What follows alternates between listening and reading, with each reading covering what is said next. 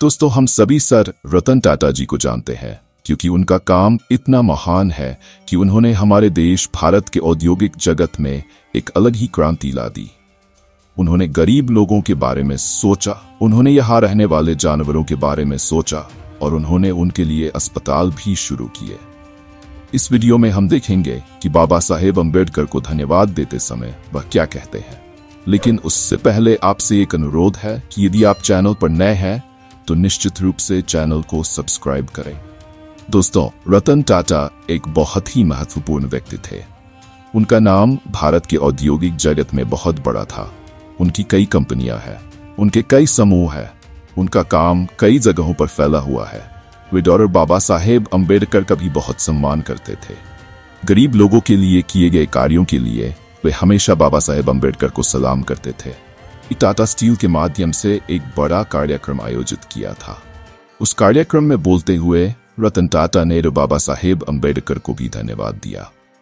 जहां उन्होंने बाबा साहेब अम्बेडकर को धन्यवाद दिया और हम सभी को बताया कि वह कैसे अपना काम जारी रखेंगे। दोस्तों, रतन टाटा ने एक बार सड़क पर चलते हुए कुछ कुत्तों को कारों की चपेट में आने से मरते हुए देखा और फिर उन्होंने फैसला किया कि हमें इसके लिए कुछ करना चाहिए। उस पर एक तरीका बेजुबान जानवरों के गले में रेडियम के पट्टे लगा दिए, जिसके कारण अंधेरे में रेडियम चमकता था और दुर्घटना होने से टल जाती थी। इससे कई जानवरों की जान बच गई। देश की गरीब जनता के लिए भी उन्होंने बहुत कुछ किया। वो सोचते थे कि अगर मैं गरीबों और गरीब लोगों की सेवा कर सकूं तो ये मेरे लिए सौभाग्य की बात है, और इसीलिए वे कई एनजीओ को दान देते थे। इसके साथ ही अपनी मृत्यु से कुछ समय पहले उन्होंने भारत में जानवरों के लिए सबसे बड़ा अस्पताल और भारत में बेजुबान जानवरों के लिए पहला अस्पताल स्थापित किया, जहां बेजुबान जानवरों का इलाज किया जाता है। रतन टाटा भारत के जाने माने उद्योगपति अपनी दूरदर्शिता और मानवतावाद के लिए मशहूर है। उन्होंने नैनो कार बनाने का विचार कैसे आया, यह एक दिलचस्प कहानी है जो उनकी करुणा और समाज के प्रति समर्पण को दर्शाती है। कहते हैं कि एक बार रतन टाटा अपनी कार से जा रहे थे। रास्ते में उन्हें एक परिवार मोटरसाइकिल पर सड़क किनारे रुका हुआ दिखाई दिया। आसमान में काले बादल छाए हुए थे और तेज बारिश शुरू हो गई थी। परिवार के सभी सदस्य बारिश से भीग रहे थे। रतन टाटा ने यह दृश्य देखा और उनका दिल दहल गया। उन्हें इस बात का एहसास हुआ कि देश में कितने लोग ऐसे हैं जो बुनियादी सुविधाओं से वंचित हैं और उन्हें रोजमर्रा की जिंदगी में कई मुश्किलों का सामना करना पड़ता है। इस घटना ने रतन टाटा को गहराई से प्रभावित किया।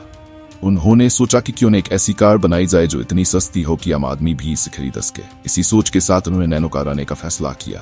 नैनो कार को भारत की ग्रामीण जनता को ध्यान में रखकर डिजाइन किया गया।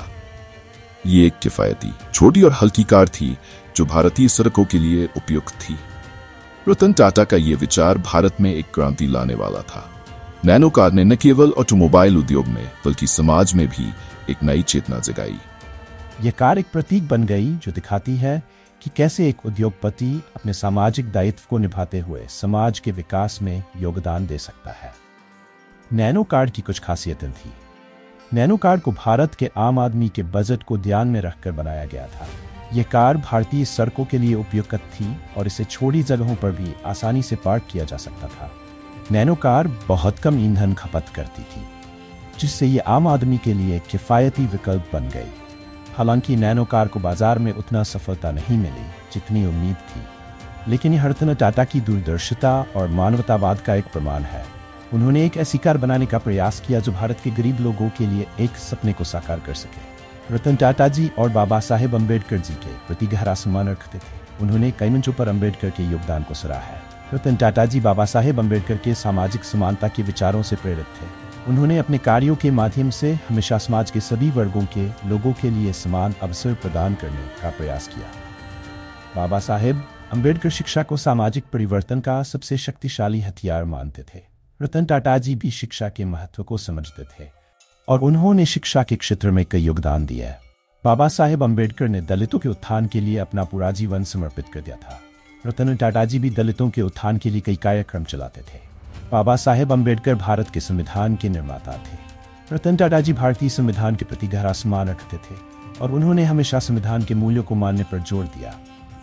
रतन टाटा जी ने बाबा साहेब अम्बेडकर की 125वीं जयंती पर टाटा स्टील के माध्यम से एक बड़ा कार्यक्रम आयोजित किया था। इस कार्यक्रम में उन्होंने अम्बेडकर के योगदान को याद किया और उनके विचारों को आगे बढ़ाने का संकल्प लिया था।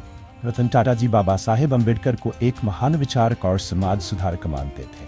उन्होंने बाबा साहेब अम्बेडकर के विचारों से प्रेरणा लेकर अपने जीवन को समाज सेवा के लिए समर्पित कर दिया। रतन टाटा जी और बाबा साहेब अम्बेडकर दोनों ही भारत के इतिहास में अविस्मरणीय व्यक्तित्व। आपको ये वीडियो कैसी लगी और आपकी रतन टाटा जी के ऊपर क्या राय, हमें कमेंट बॉक्स में जरूर बताएं। अगर आपको वीडियो पसंद आए तो चैनल को सब्सक्राइब जरूर करें, बेल आइकन को प्रेस करें और इसे अपने दोस्तों के साथ शेयर करना ना भूलें।